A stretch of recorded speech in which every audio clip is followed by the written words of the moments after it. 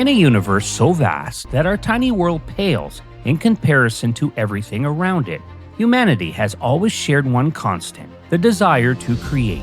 No matter what we believe about our origins, we have always looked beyond the boundaries of reality, imagining worlds far greater than our own. We tell stories through books, theater, and cinema, driven by an endless need to explore ideas, emotions, and adventure. But one medium changed everything. One medium gave us the power not just to witness stories, but to live them. Video games. Video games allows us to step into new worlds where we could become heroes or villains, travel across galaxies, explore distant lands, compete for our favorite sporting teams, catch criminals, survive impossible odds, whether through competition, storytelling, creativity, or simply the chance to feel like a kid again. Welcome to Retro Rewind. Before pixels and screens ruled our lives, there was a world of clanging bells, flipping springs, and spinning reels. Mechanical arcades.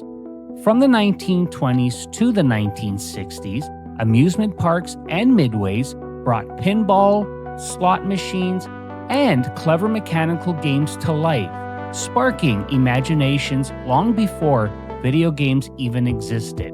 Today, we're diving into the origins of the companies that would later define gaming history: Bally, Service Games, Taito, Williams, Midway, and Nakamura Seisaku Sho, which means Nakamura Manufacturing. The Bally Manufacturing Corporation was born on January 10, 1932. Founded by Raymond Maloney and backed by Lion Manufacturing, the company took its name from its very first pinball game, Bally Ho. Based in Chicago, Bally quickly rose to the top, becoming one of the biggest names in pinball. But Bally didn't stop at pinball.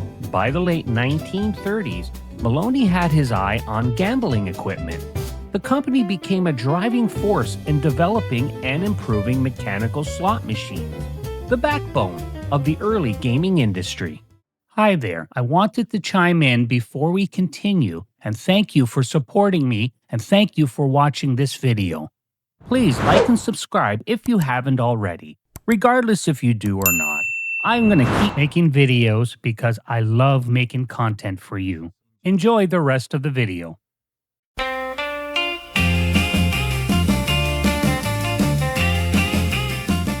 Harry Williams, a Stanford engineering graduate who completely reshaped the world of coin-operated amusement. Back in 1933, Williams entered the industry and introduced game-changing pinball innovations like the tilt mechanism, electronically powered scoring holes, and even the ability to win a free play by hitting a high score. After gaining experience at companies like Pacific Amusement Manufacturing, Rockola, and Exhibit Supply, Williams went into business with Lyndon Durant in 1942 under the name United Manufacturing. But when the partnership ended, Williams went out on his own. In 1943, he founded the Williams Manufacturing Company in Chicago. The company's first products were a mix of novelties and arcade machines, including a fortune-telling machine called Selector Scope, the electromechanical games Periscope and Liberator, the novelty Zingo, and the two pinball conversions Flat Top and Laura.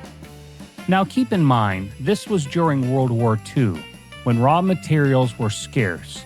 So instead of building new pinball machines from scratch, Williams often bought older machines, updated the artwork, and modified the playfields. Finally, in 1946, Williams released its first fully original amusement device, a flipperless pinball machine called Suspense.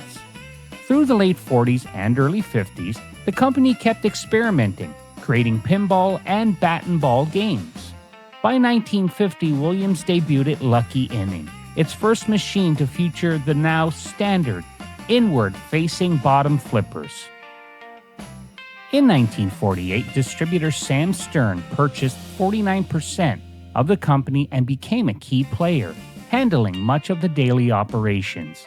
Then, in 1959, Stern arranged a buyout by the retail giant Consolidated Sun Ray, which renamed the company the Williams Electronic Manufacturing Corporation. Harry Williams stepped away after the buyout, though he did return for some projects, the last being Rancho in 1977, one of Williams' final electromechanical pinball games. Stern wasn't done though. In 1961, he bought Williams back. Just a few years later, the company was acquired by the Seabird Corporation, which also purchased United Manufacturing. Both were merged under the Williams name, with Stern continuing to run the amusement division. By 1967, the company rebranded as Williams Electronics. During this era, Williams started seeing major success. 3Coin sold over 1,100 units in 1962. And just a year later, Skill Pool more than doubled that with 2,250 units sold. But the real breakout came in 1966 with a Go-Go, a pinball machine with a groovy 60s vibe that sold a record-breaking 5,100 units. Our story begins in 1958 in Franklin Park, Illinois. Two engineers, Henry Hank Ross, an electrical engineer, and Marcin Iggy Wolverton, a mechanical engineer, saw an opportunity in the amusement industry. Wolverton had once designed weapons during World War II before moving into jukeboxes and coin-operated amusements at Wurlitzer and United Manufacturing. Ross came from Exhibit Supply, but when United began to struggle, the two men pooled together just $5,000 to create something of their own. They named their new company Midway Manufacturing, after Chicago's Midway Airport. At first, Midway wasn't making video games. Those didn't exist yet. Instead, they built mechanical amusement machines. Their debut came in 1959 with Bumper Shuffle, a shuffleboard-style puck game with a clever rebound feature. That same year, they released Red Ball, where players launched balls into a bingo-like field, aiming for winning patterns. By 1960, Midway expanded into target shooting with a simple but popular shooting gallery. The following year, they stepped it up with the deluxe shooting gallery, adding moving parts and brighter displays. In the early 1960s, they also produced pitch and bat baseball games, shuffle alleys, and novelty amusements. Then in 1964 came a standout, Rifle Champ, a Western-themed rifle game. It featured an early difficulty system, where targets sped up as the players scored more points. Even more impressive, it used black lights and fluorescent paint, making the targets glow, a striking innovation for its time. Alongside these, Midway also made puck bowling games and simulated Western shootouts, all powered by motors, lights, and mechanical ingenuity. By the mid-1960s, Midway had earned a reputation for sturdy, creative machines. That success soon caught the attention of Bally Manufacturing, a leader in pinball and slot machines. And in 1969, just over a decade after it began, Midway was acquired by Bally, closing a book on its independent years. From two inventors and a modest workshop to a company known for glowing targets, fast-paced shooting galleries, and clever mechanical tricks.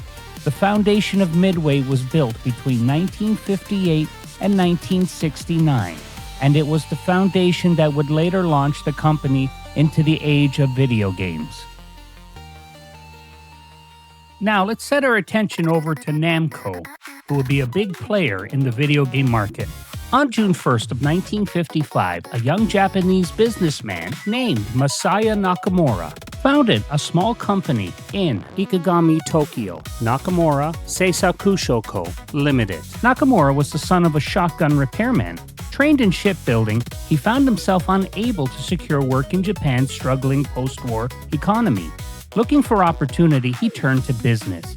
His father had found success making popcorn guns, and with that inspiration, Nakamura went out on his own. With just 300,000 yen, about $12,000, he invested in two hand-cranked rocking horses. He placed them on the rooftop garden of a Matsuya department store in Yokohama. Children loved them, and soon Nakamura realized he had found something special. The rides turned a steady profit, and before long, his business began to expand into other small rooftop locations. By 1959, the company reorganized under the name Nakamura Seisakusho Company Limited. And a few years later, in 1963, Nakamura's success caught the attention of the Mitsukoshi department store chain. They invited him to design an amusement space for the rooftop of their flagship store in Nihonbashi, Tokyo. The park featured horse rides, a picture viewing machine, and even a goldfish scooping pond. Its centerpiece was a moving train called Roadaway Race. The attraction was a hit, so much so that Mitsukoshi asked Nakamura to build rooftop amusement parks for all of its stores. By the mid-1960s, Nakamura Seisakusho stood among the giants of Japan's amusement industry, alongside names like Taito, Rosen Enterprises, and Nihon Guraku Busan. The company had gained enough influence to purchase amusement machines in bulk at discounted prices, and then resell them to smaller operators for a profit. But there was a challenge. Unlike its competitors, Nakamura's company lacked large-scale manufacturing and distribution networks. Production was slower, more expensive, and the most lucrative retail spaces were already locked down by rival firms. In February of 1966, Nakamura took a bold step. He opened the company's first production plant and moved its headquarters into a 4-story building in Ota, Tokyo. That same year, he secured a deal with Walt Disney Productions, allowing Nakamura Seisakusho to create children's rides featuring beloved Disney characters, as well as rides based on popular Japanese names like Kitaro. This partnership propelled the company further into the spotlight, cementing its role as a driving force in Japan's booming coin-operated amusement market. And while the new factory mainly focused on Disney and anime-themed rides, it also gave Nakamura the chance to experiment with bigger, more ambitious electromechanical games. The first of these arrived in 1965. Its name, Torpedo Launcher, and under partnership with Sega, it would be known as Periscope. The company would go on to make more electromechanical games into the late 70s. It would be in 1977 when they would change the company's name to Namco and go on to change the landscape of video games forever.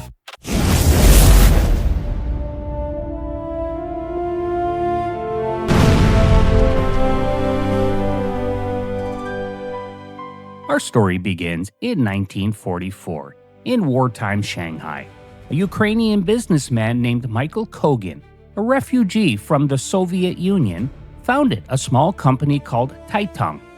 Kogan had previously worked in a Japanese factory during World War II, but after the conflict spread, he joined his father in Shanghai to start a new life. Taito, which translated to Taito in Japanese, wasn't a game company yet. It actually dealt in floor coverings, natural hair wigs, and even hog bristles. But everything changed in 1950, when the Communist Party took control of China. Kogan was forced to shut down his Shanghai business and move operations to Japan, a nation still struggling to rebuild its economy after the war. There, he started Taito Yuko in 1953, a clothing distribution company. Unfortunately, it didn't last long. Do you think I can get along in Japan too? Baka. Right back at you. Let's continue now, shall we? As I was saying, Taito Yuko went out of business, resulting from bad management and constant product losses nearly sank it. So, in August of 1953, Kogan decided to start over once again. This time with help from a lawyer and retired newspaperman, Akio Nakatani. He launched the Taito Trading Company. At first, Taito made something really unexpected: vodka. In fact, it became the first company to produce vodka in Japan. They also imported peanut vending machines and perfume dispensers. But by 1955, competition in the liquor market pushed Taito to give up on the vodka business and focus on what was working: vending machines. Soon, they began importing jukeboxes as well. There was one problem. They didn't have an import license, so Kogan got creative. Taito bought broken jukeboxes from US military bases and repaired them using spare parts. As Japan's economy recovered, Taito's jukebox business began to boom. They became the official distributor for AMI jukeboxes, selling over 1,500 units by 1960, mixing American folk tunes with Japanese records to great success. Later, a partnership with Seabird Corporation made Taito a top supplier in Japan. By the 1960s, Taito was ready for its next evolution, electromechanical arcade games. In 1967, they launched Crown Soccer Special, a two-player sports game that mimicked soccer using mechanical flippers and lights. A year later, Crown Basketball hit U.S. shores and became the top-earning arcade game at the 1968 Tampa Fair. In August of 1972, the Taito Trading Company changed its name to the Taito Corporation. Just a year later, they expanded into the U.S., setting up Taito America in downtown Chicago, marking the start of global presence that would help define the future of arcade gaming. From floor coverings, to vodka, to jukeboxes, and arcade machines, Taito's story is one of reinvention, creativity, and perseverance, a journey that would soon lead to one of gaming's greatest revolutions. Wow, you're still here. Thank you. I want to take this time to also thank the other YouTube creators that have supplied videos to this presentation so far. Thank you, and please check out their links in the description below. They would appreciate your support. Now, on with the show. Let's move along now with a company called Service Games. Not only were they a big player in the mechanical arcade scene, but also with jukeboxes and slot machines. Service Games will go on to become a company that would change the face of video gaming forever as we know it. It all began in May of 1940 when American businessmen Martin Bromley, Irving Bromberg, and James Humpert founded Standard Games in Honolulu, Hawaii. Their goal to supply coin-operated amusement machines, including slot machines, to U.S. military bases. With thousands of troops stationed across the Pacific during World War II, entertainment was in high demand. After the war ended, the founders sold Standard Games in 1945, but quickly regrouped. A year later, they formed a new company, Service Games, named after their focus on servicing the U.S. military. By the early 1950s, the business was thriving, until 1952 when the U.S. government outlawed slot machines in its territory, Puerto Rico and Hawaii. But Bromley wasn't done yet. He sent two employees, Richard Stewart and Ray Lemire, to Tokyo, where they founded Service Games of Japan. Their mission was to supply coin-operated slot machines to American bases in Japan. A year later, Service Games expanded worldwide, setting up Service Games Panama to oversee global operations. Over the next decade, they built a network across South Korea, the Philippines, and South Vietnam. The name Sega, short for Service Games, first appeared in 1954 on a slot machine called the Diamond Star. But not all was smooth sailing. By the late 1950s, the company faced investigations by the U.S. government over questionable business practices. As a result, Service Games of Japan was officially dissolved on May 31st of 1960. Only days later, Bromley restructured the company under two new names, Nihon Guraku Busan and Nihon Kikai Seizo. Kikai Seizo, operating as Sega Inc., focused on manufacturing slot machines. Meanwhile, Guraku Busan, run by Richard Stewart under the name Ultimatic Inc., handled distributions, especially jukeboxes. During the 1960s and into the 1970s, Sega became the official Japanese distributor for Rockola jukeboxes, one of America's biggest jukebox brands. This partnership helped Sega cement its reputation in Japan's entertainment industry long before video games took off. Then came the next big shift. In 1965, Sega merged its divisions back together under the Nihon Guraku Busan name. And when David Rosen, an American entrepreneur running photo booths in Japan, merged his company Rosen Enterprises with Sega in 1965, Sega Enterprises Limited was born. Around this time, Sega did stop supplying slot machines to U.S. military bases. Throughout the late 1960s and 70s, Sega shifted its focus from jukeboxes and slot machines to electromechanical arcade games. Titles like Periscope, designed by the Nakamura Corporation, as we know today as Namco, and Duck Hunt. And we're going to end this video off with, of course, a honorable mention. Now, when I mentioned Duck Hunt earlier, I am sure the first thing that come to your mind was Nintendo. And why I didn't mention Nintendo in this video. Well, you see, Nintendo didn't get into the mechanical game market until the late 1960s. They shifted from playing cards to innovative new products. Their first wave of electromechanical toys began with the Ultra Hand in 1966 and the Ultra Machine, an automatic pitching machine, in 1967. Then, in 1974, Nintendo's Gunpei Yokoi developed Wild Gunman, a film projection shooting game. It was part of their Simulation Systems line of arcade machines. It projected film footage of a cowboy into a screen. When the cowboy's eyes flashed on the screen, the player had to draw their actual plastic light gun and fire. Then, a year later, they developed Shooting Trainer.